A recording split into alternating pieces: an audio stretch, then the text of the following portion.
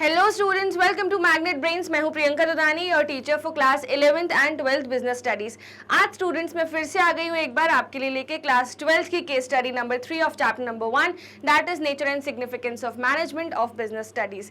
Students case study जो है वो आपके सैम्पल पेपर जो आया था रिसेंटली उसका 50% ऑफ द पेपर थी, चाहे वो MCQs हो चाहे वो आपके डिस्क्रिप्टिव क्वेश्चन हो। So that's why case studies are super important and this series is going to be super beneficial for you. Welcome है आप सबका मैग्नेट ब्रेन्स के अमेजिंग प्लेटफॉर्म पर। हम आपको प्रोवाइड करते हैं हाई क्वालिटी एजुकेशन, वो भी 100% free of kindergarten to class 12th on this channel that is for CBSE board.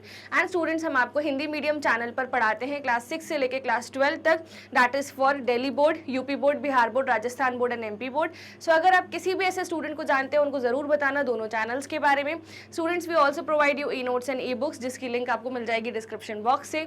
Apart from that students एक और इंपॉर्टेंट बात, हम आपको प्रोवाइड करते हैं फुली ऑर्गेनाइज कंप्लीट कोर्सेज जिसमें NCERT रिफ्रेशर्स दोनों कवर्ड है, as well as assertion, reasoning based question, case study based question. हम आपको A to Z पूरी कंप्रिहेंसिव प्रिपरेशन करवाते हैं along with daily practice problems. सो आपको क्या करना है स्टूडेंट्स, फटाफट से वीडियो को लाइक करना है, चैनल को सब्सक्राइब करना है, अपने फ्रेंड्स के साथ शेयर करना है। चलिए स्टार्ट करते हैं आज की case study number 3 of class 12th। So case study number 3 है the top management of Vrinda limited has done proper arrangement for all the resources of man, machines, material and money for its business. So company का नाम क्या है? वृंदा limited. ये एक public company है। सो इस company की जो टॉप लेवल मैनेजमेंट है उन्होंने सारे रिसोर्सेज का इंतजाम करके रखा है, चाहे वो फिजिकल हो, चाहे वो मनी रिसोर्सेज हो यानी फाइनेंशियल रिसोर्सेज हो, चाहे वो हमारे नीड्स हो, ठीक है, ह्यूमन रिसोर्सेज हो, ठीक है। तो फिजिकल रिसोर्सेज कौन कौन से हो गए? मशीन्स एंड मटेरियल, ठीक है। फाइनेंशियल रिसोर्स कौन से हो गए? मनी। एंड ह्यूमन रिसोर्स कौन से हो गए? मैन, ठीक है। तो उन्होंने सारे रिसोर्सेज का इंतजाम करके रखा है बढ़िया से, ठीक है। अब आगे देखते हैं। Special attention has been paid to the running of all activities properly. हर एक्टिविटी के ऊपर निगरानी रखी जा रही है कि काम कैसे हो रहा है। Now several competitor companies were using imported modern machines। तो जो वृंदा लिमिटेड के कॉम्पिटिटर्स हैं वो क्या यूज़ कर रहे हैं? इम्पोर्टेड मशीन्स, यानी विदेश से बुलवा के मॉडर्न मशीन यूज़ कर रहे हैं। Influenced by them this company also had to install similar machine. उनको देखा देखी वृंदा लिमिटेड में भी सेम तरह की मशीन इंस्टॉल की गई, ठीक है।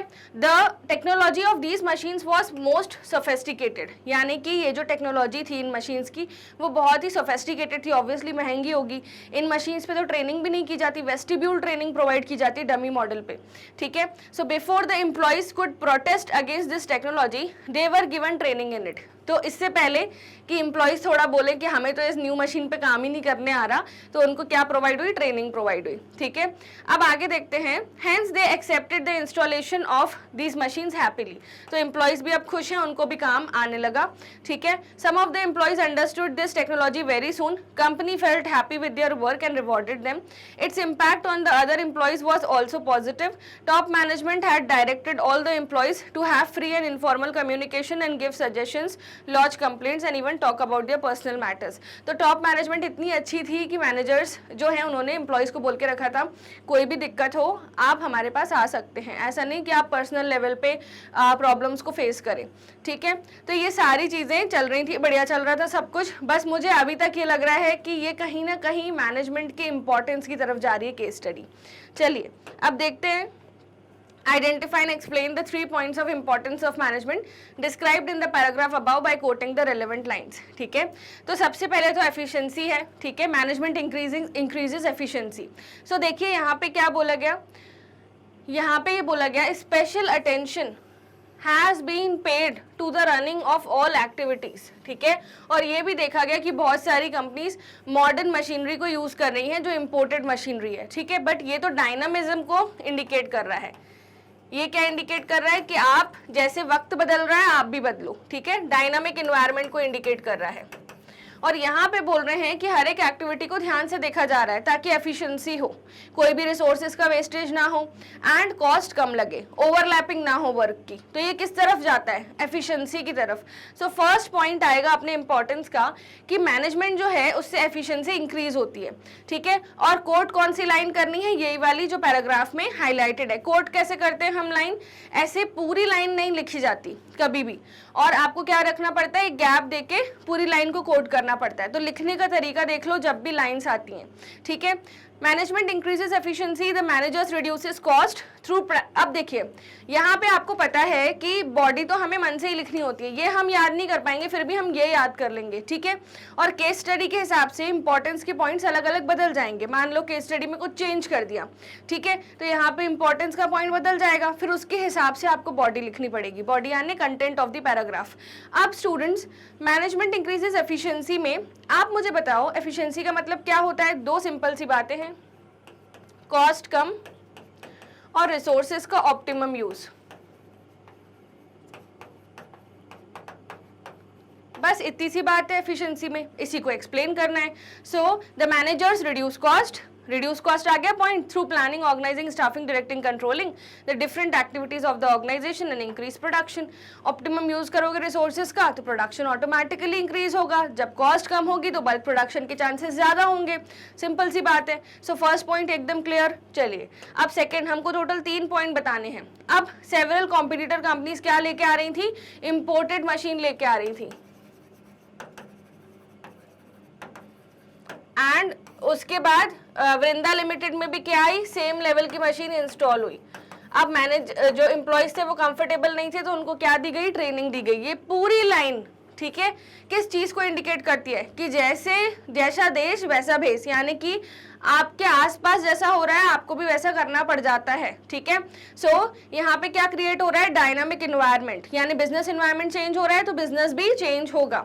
Okay, so management creates dynamic organisation, so business environment keeps on changing, people protest against it, but the managers avoid the possible protest by telling the people the advantages of change well in the time, ठीक है। अगर हम as a companies outdated technology use करेंगे तो हम market में पीछे रह जाएंगे, और ये बात एम्प्लॉयज को समझाने की जिम्मेदारी होती है टॉप लेवल मैनेजमेंट की। वृंदा लिमिटेड की टॉप लेवल मैनेजमेंट इतनी बढ़िया थी, उन्होंने एक तो ट्रेनिंग दी, कुछ एम्प्लॉयज सीख भी गए, जो नहीं सीखे उनको बोला कि आपको नहीं समझ आ रहा है तो कोई बात नहीं, हम आपको सिखाएंगे, है ना, ट्रेनिंग देंगे, आप ओपन है सजेशंस देने के लिए। अगर आपको नहीं जम रहा है तो हम आपको शिफ्ट भी कर सकते हैं दूसरे डिपार्टमेंट में। तो वृंदा लिमिटेड की टॉप लेवल मैनेजमेंट बड़ी मजबूत थी, तो उन्होंने इस चीज को हैंडल किया। इस इररिस्पेक्टिव कि ये जो न्यू चेंज है किसी को भी अच्छा नहीं लगता। हम भी जब छोटा फोन यूज करते हैं अचानक से बड़े फोन पे आते हैं, थोड़ा अटपटा लगता है कि नहीं? या फिर हम किसी घर में रह रहे होते हैं, किसी मेहमान बन के किसी के घर जाते हैं तो अटपटा लगता है ना, वैसे फ्रीडम नहीं मिल पाता। सेम एम्प्लॉयज के साथ होता है, किसी मशीन पे वो कंफर्टेबल है, बहुत उनकी कंफर्ट जोन में, अचानक से नई मशीन दे दो, बहुत अटपटा लगेगा, ऐसे लगेगा काम कैसे होगा, यही चीज है। नाउ थर्ड, अब टॉप लेवल मैनेजमेंट से लेके पर्सनल मैटर्स तक, यानी टॉप लेवल मैनेजमेंट ने वृंदा लिमिटेड के क्या बोला था एम्प्लॉयज को? कुछ भी हो सजेशंस ओपन है, हम आपकी दिक्कतें सारी सॉल्व करेंगे, इवन आप पर्सनल मैटर भी हमें बता सकते हो, हम आपको सब में हेल्प करेंगे। सो यहाँ पे क्या है? Management helps in achieving personal objectives, ये वाला जो पॉइंट है वो हाईलाइट हो रहा है। So managers make the people capable enough through their efficient leadership that the way to their promotion gets open, now they become entitled to more remuneration, ठीक है। तो ये हो गई अपनी केस स्टडी समाप्त, case study number 3। I hope students आपको अच्छे से समझ में आए। मिलते हैं अगले सेशन में। आपको क्या करना है? इस वीडियो को लाइक करना है, चैनल को सब्सक्राइब करना है, अपने फ्रेंड्स के साथ शेयर करना है, अदर सोशल मीडिया हैंडल्स को फॉलो करना है। E notes and e books use की लिंक आपको डिस्क्रिप्शन बॉक्स में मिल जाएगी। ऐप और वेबसाइट पर आपको प्रोवाइड होता है fully organise complete courses from kindergarten to class 12 on this channel for CBSE board, and हमारा सेपरेट चैनल है फ्रॉम क्लास 6 टू क्लास 12, वहाँ हम पढ़ाते हैं, that is magnet brains Hindi medium channel, जहाँ पे आपको बोर्ड्स पढ़ाए जाते हैं ये following state boards, that is Delhi board, Bihar board, UP board, MP board and Rajasthan board students. Apart from that वैदिक मैथ्स, स्पोकन इंग्लिश के कोर्सेज भी आपको प्रोवाइड होते हैं, क्रैश कोर्स भी प्रोवाइड होता है just before the examination, high quality education provide होती है, वो भी 100% फ्री। सो आपको क्या करना है? फटाफट से वीडियो को लाइक करना है, चैनल को सब्सक्राइब करना है। मिलते हैं केस स्टडी नंबर 4 में of class 12 CBSE. Students, I hope ये सीरीज आपके लिए बहुत बेनिफिशियल होगी। Wish you all the best. फटाफट से कमेंट बॉक्स में बताओ कि और कौन कौन से important areas I should cover.